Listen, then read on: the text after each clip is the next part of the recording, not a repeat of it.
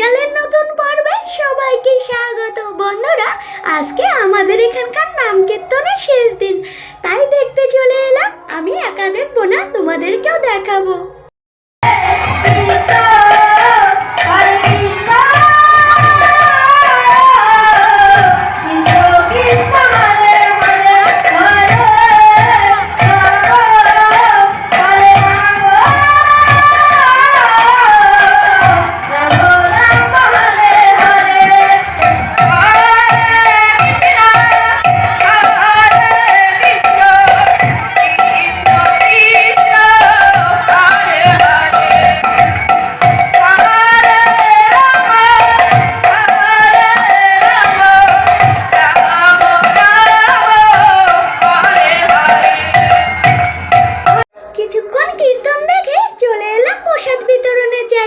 প্রসাদ দেওয়ার জায়গা দু জায়গাতে করা হয়েছে। সারাদিন ধরে এক জায়গাতে দেওয়া হয়, রাতের বেলা অন্য জায়গাতে দেওয়া হয়। এই জায়গাতে রাতে দেওয়া হচ্ছে, ওই পেছনের বাড়িতে রান্না করছে আর এখানে প্রসাদ দিচ্ছে।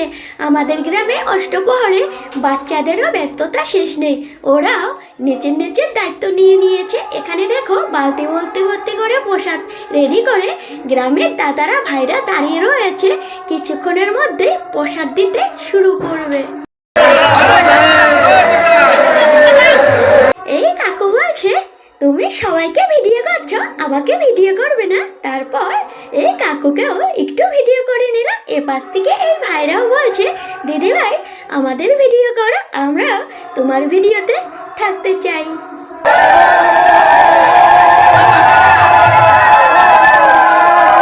সবাই মিলে ঠাকুরের নামে ধ্বনি দিয়ে প্রণাম করে নিচ্ছে।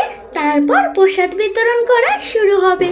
গ্রামের দাদা ভাইরা প্রসাদ দিতে শুরু করে দিয়েছে, সাথে আমার সাথে একটু একটু ফাজলামও করছে।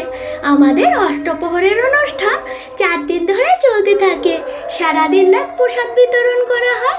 এই প্রসাদ রান্নার খরচ খরচা কোথা থেকে আসে সেই ব্যাপারে একটু কথা বলছি।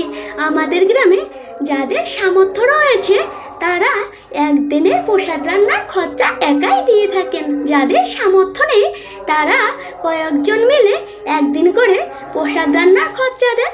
এভাবে করে আমাদের অষ্টপ্রহরের অনুষ্ঠান সম্পূর্ণ হয়। আমাদের গ্রামে অষ্টপ্রহরে ছোট বাচ্চারাও নিজের নিজের দায়িত্ব নিয়ে থাকেন। তো বন্ধুরা, আমাদের অষ্টপ্রহর প্রতি বছর হয়ে থাকে। কেউ যদি আসতে চাও অবশ্যই আসতে পারো। আমাদের অষ্টপ্রহরের অনুষ্ঠান তোমাদের কেমন লেগেছে কমেন্টে জানাতে ভুলো না। এখন এ পর্যন্তই, টাটা সবাইকে।